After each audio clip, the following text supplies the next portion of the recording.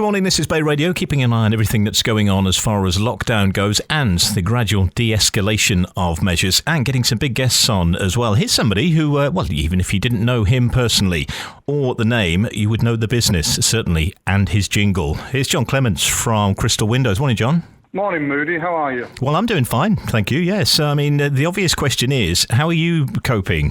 Because the sort of business you are, not ideal situation, like a lot of people at the moment. No, it's been quite difficult for us. We're actually in lockdown at the moment, and this was a government instruction for obviously for health reasons, which I totally get, but it does make things difficult for you. The good news is the government's been very helpful financially. And for that reason, we've been able to keep all our staff on. We've got everybody together, the team, if you like. So when we do go back into work, we're ready to rock and roll. Okay. And now, any idea on the date of opening? Because we're starting to see some businesses gradually reopen, some of the smaller ones. Yours may be in a slightly different category, but have you got a date? The latest we've had that will be that on Friday, they'll take a decision, or they'll give an indication of a decision they're going to take on Saturday, which would see us being taken out of alarm, the first initial phase of the alarm. Now, when that happens, we're able to go back to work because we're able to visit clients and clients visit the factory, following the protocols, obviously. But that's, at the moment, our HESTO, our legal people, are telling us that seems to be the indication. So we've got to plan on that basis. On the surmisal that it will happen, but we probably won't know the real conditions until, believe it or not, probably Saturday afternoon. But the thing is, you've kind of, I'd imagine, like a lot of businesses, you have been contactable via phone and email for any inquiries. Well, yeah, as I say, the factory's in lockdown for obvious reasons, but our sales guys are still up and working. In fact, they've been a little bit busier than I imagined the last week or so. It's been quite encouraging. They're contactable via telephone or the usual thing, on the website or via, as I say, email or on WhatsApp or by telephone, on Facebook, of course. Now, the thing is, we've been talking about installers going out to fit new windows, funnily enough, glass curtains, that sort of thing. But you've also got the showroom, which is a big part of what you do, so people can come and see exactly what products are on offer. That will be an issue as well. So that and the factory opening up, what procedures would you have in place for people starting to drift back and have a look around? Well, it'll be very much what you see in supermarkets and shops. There'll be social distancing. It seems to be the prime concern. Make sure that that's adhered to. There'll be disinfectants, gloves, masks for everybody, all the working staff. And funny enough, they arrive just about, I think in about an hour's time, some of all places from Italy, some glass screens to put on the desktops, just to make it easier for people to talk to each other.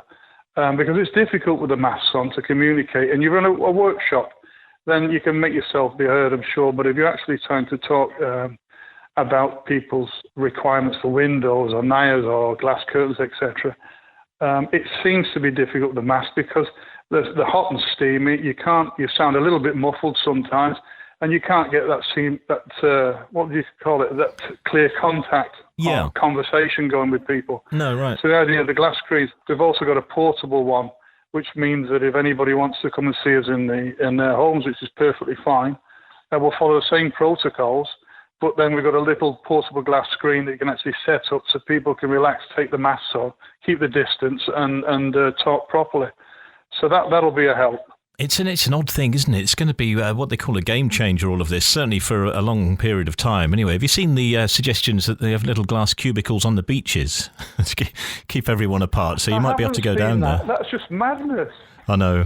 I can't imagine how that would work. Safety first and all of that, but it's going to be hard to police all of this when people are back out and about. But as far as you being contactable, as we say, making appointments, that's the thing as well, because, while you're not out maybe doing the work at the moment, you're taking inquiries. How's that going? You're still getting people getting in touch? Yeah, it was very encouraging because you're quite right. I think you said at the outset that this was difficult times. People didn't really know what the size of the magnitude of this problem was going to be. And so for some time, everybody's in a little bit of shock, including ourselves, I'm sure, and yourself. But it looks like we're over the worst of this at the moment. Looking at the figures, and I think people just sort of said, "Well, look, enough's enough. I need to get on with things," but being respectful as well, because this has been a very, very difficult time, and we still need to be very, very careful going forward. Yeah, so part of what you're doing at the moment, obviously taking inquiries, but there will be a bit of forward planning as well. How's it going to affect what you normally do going forward? Well, funny enough, we were talking about this yesterday.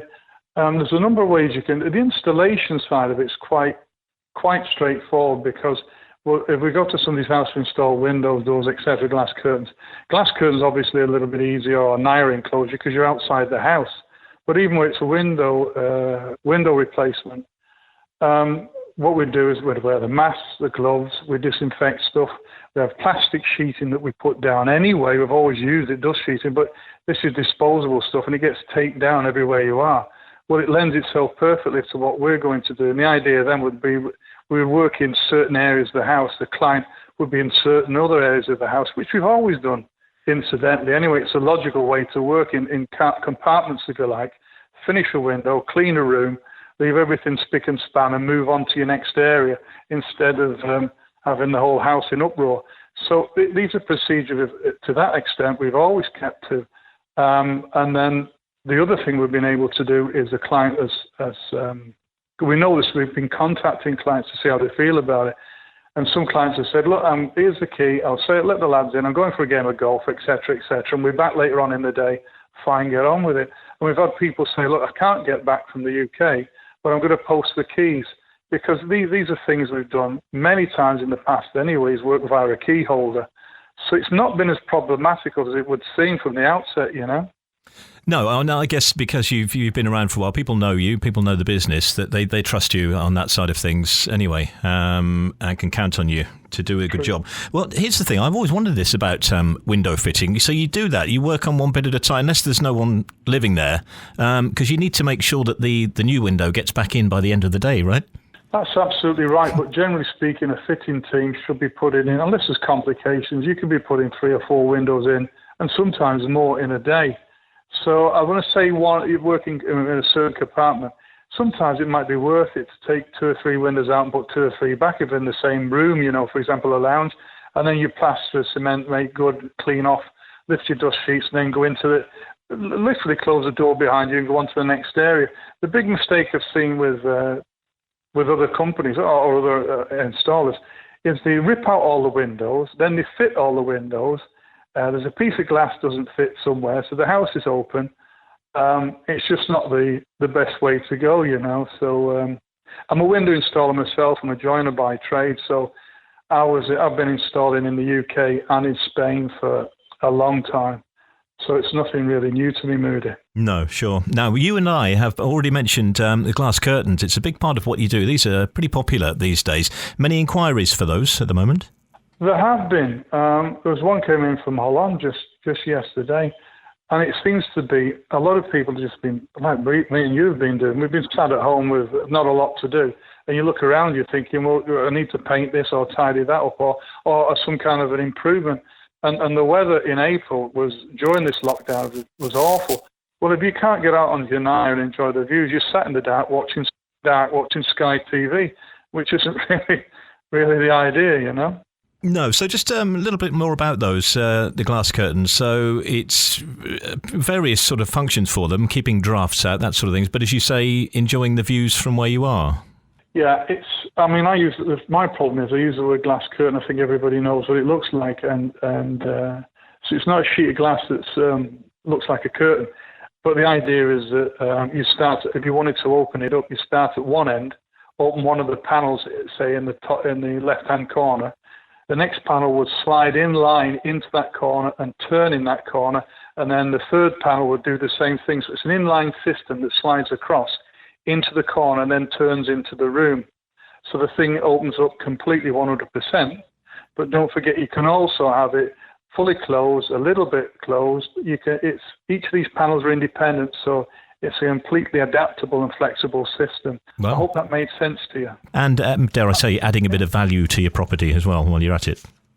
I think that is the case. Well, the wow factor of a glass curtain, especially when they combine it with a knock-through, say, from the lounge into the Naya, and put a glass curtain or a folding door system between the two spaces, when those two areas open up, it can be spectacular, the difference. So there is an add-on value, and I don't think it can be measured in euros. It's the wow factor that lifts that property above all the rest whenever somebody views it.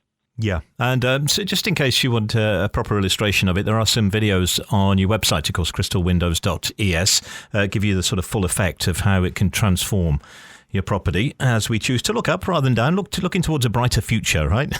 But while we're here, absolutely. Anything you wanted to add just before we wrap up? Well, just thanks for having me, Moody. Thanks to the team at Bay Radio, for my team, the Crystal Windows, for being so understanding. It's not been easy, and our clients for the same reason. I do believe we're over the worst of it. Let's crack on with it with all the due safety that's required, obviously. No, well, we thank you for your loyalty over the years. As I say, everyone knows your jingle by now, and that's how that's supposed to work. You see, so as soon as you're in the market for perhaps replacement windows, glass curtains, you know who to think of immediately. All right, so thank you, John. We'll catch up with you soon, and say all the best going forward, and good luck with perhaps reopening very soon, as far as people coming and having a browse around the showroom goes. Okay, thanks, pal, and the same to you.